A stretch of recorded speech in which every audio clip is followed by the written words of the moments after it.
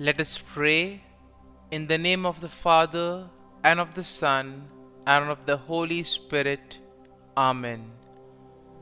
O Jesus, through the Immaculate Heart of Mary, I offer you my prayers, works, joys, and sufferings on this day for all the intentions of your Sacred Heart, in union with the holy sacrifice of the Mass throughout the world, in reparation for my sins, for the intentions of all my relatives and friends, and in particular for the intentions of the Holy Father.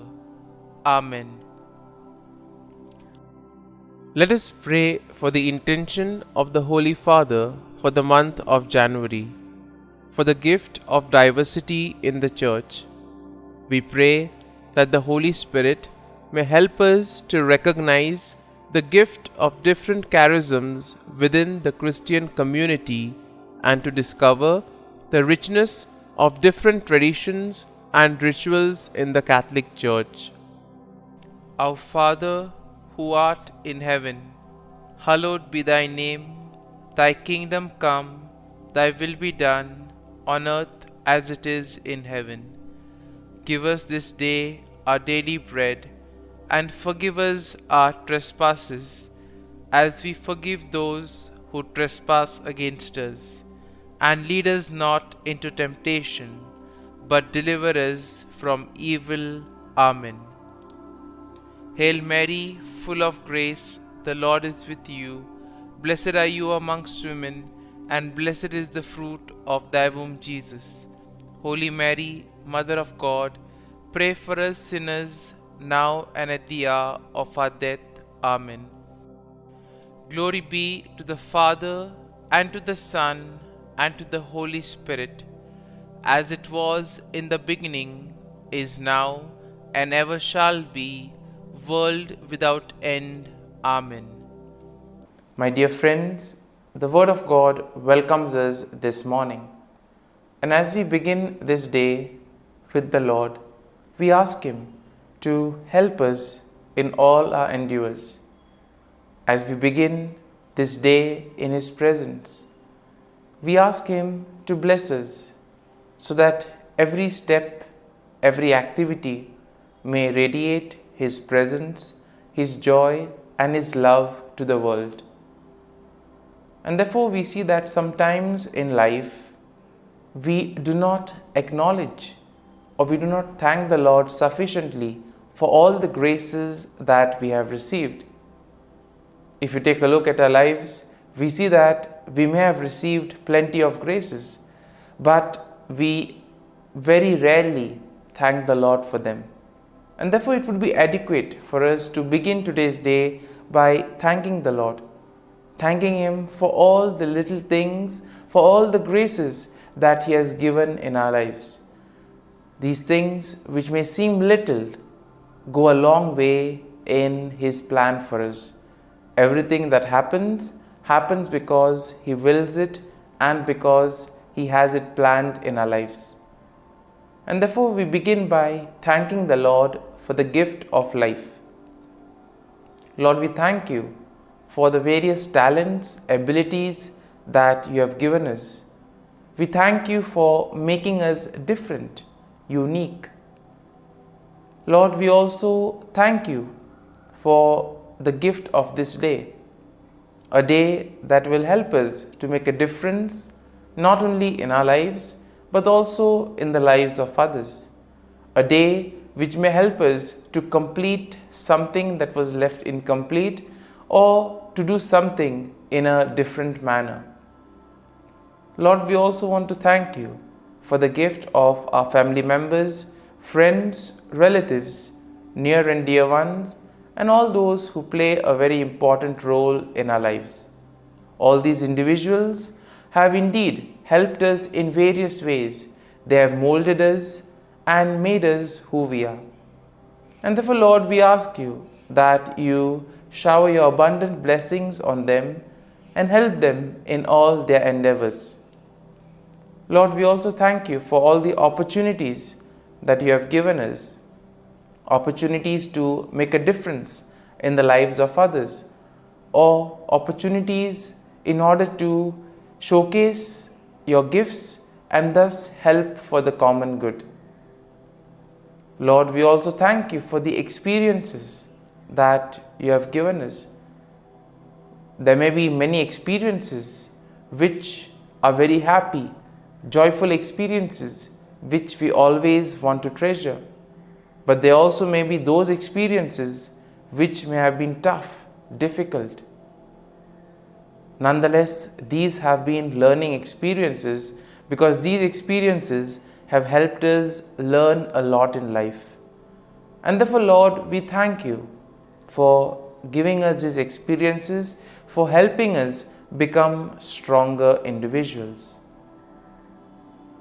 And Lord, as we offer you this day, we ask you that you may give us all the graces that are necessary so that we may understand your plan in our lives and that we may be able to put into practice all the teachings, all the values that you have taught us. And now, my dear friends, let us reflect and meditate on Psalm 56.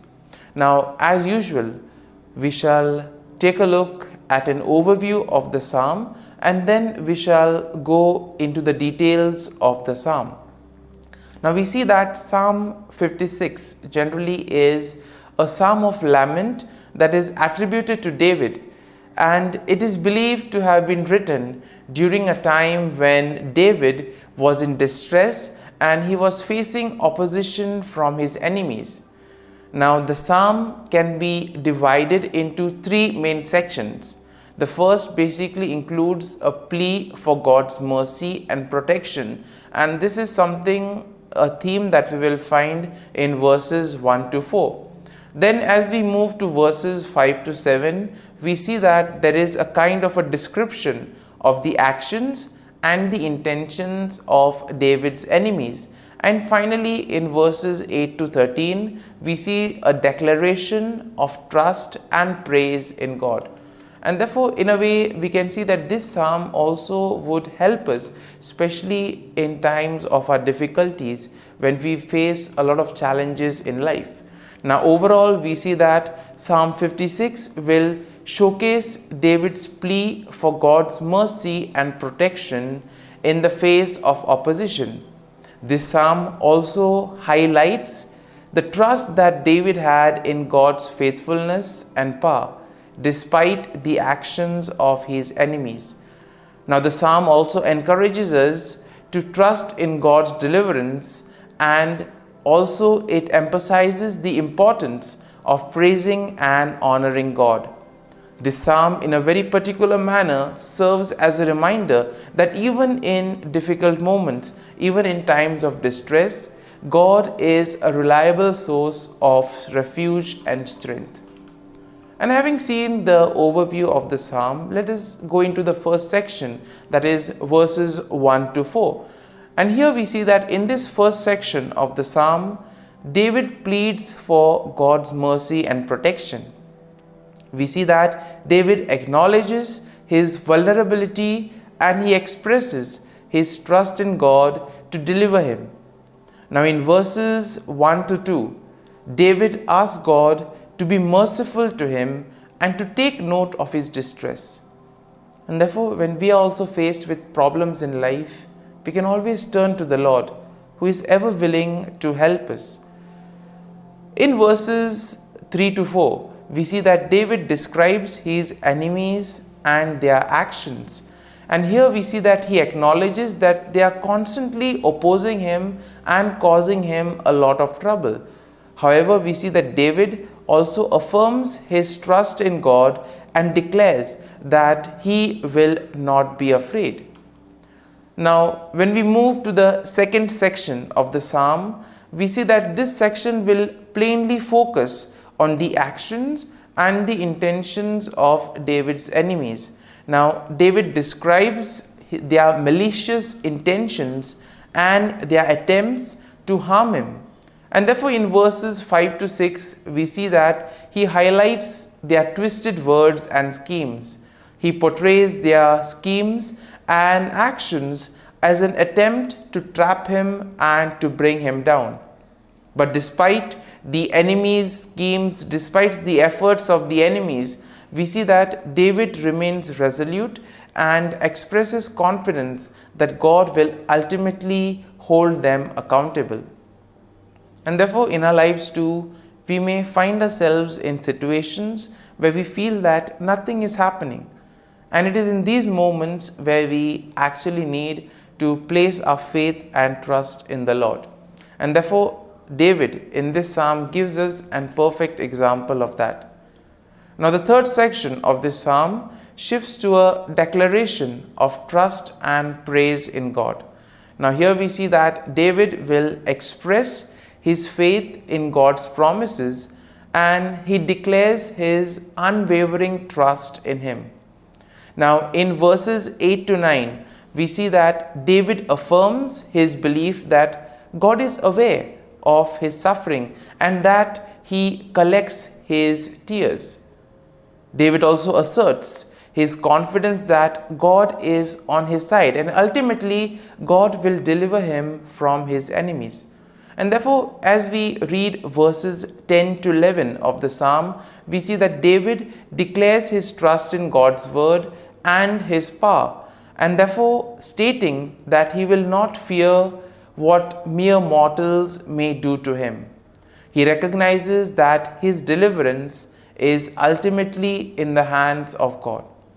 And therefore we see that the psalm will conclude in verses 12 to 13, where David expresses his gratitude and he vows to fulfill to God what he has promised. And therefore he acknowledges that God has rescued him from death and therefore God has preserved his life. And he commits to praising God and walking in his presence. My dear friends, as we have reflected on the psalm, let us now close our eyes at this morning hour and let us thank the Lord. Let us praise the Lord. Let us glorify the Lord. Loving Father, you have given us this time in the morning. You have been gracious to us. You have given us your Son, our Lord Jesus Christ, who has cleansed us from our sins. He has taken away all our sins and He has given us new life. Lord, as you have given us the Holy Spirit, we ask you, Lord, to bless us and to protect us. And therefore, Lord, for all the blessings that you have given us, all the graces that you have bestowed on us, we thank you, we praise you, and we glorify you. You have protected us all through the night, and you have given us the gift of this day.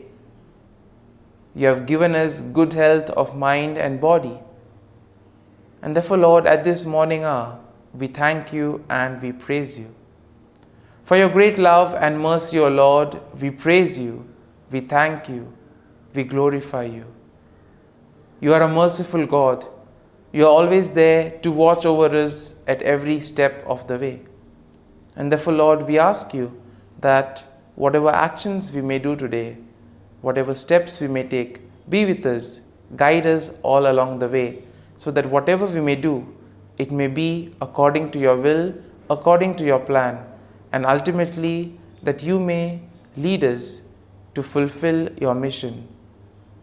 And therefore, as we reflect and meditate on the psalm, let us now spend a few moments in silence and let us take a look at what touched us as we read the psalm. There may be a sentence or there may be a phrase. Let us remain with it, asking the Lord to give us the grace so that we too may be able to become like Him, to become a light to the world and therefore spread His message of love and peace.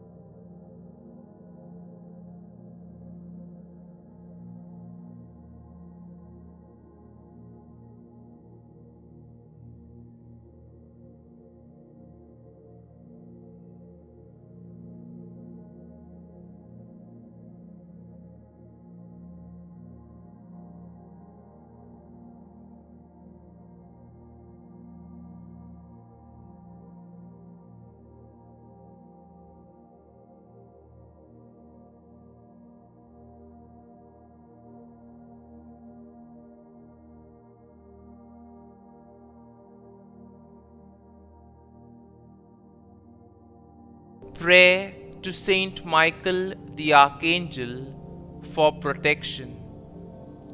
Saint Michael the Archangel, defend us in battle. Be our defense against the wickedness and snares of the devil.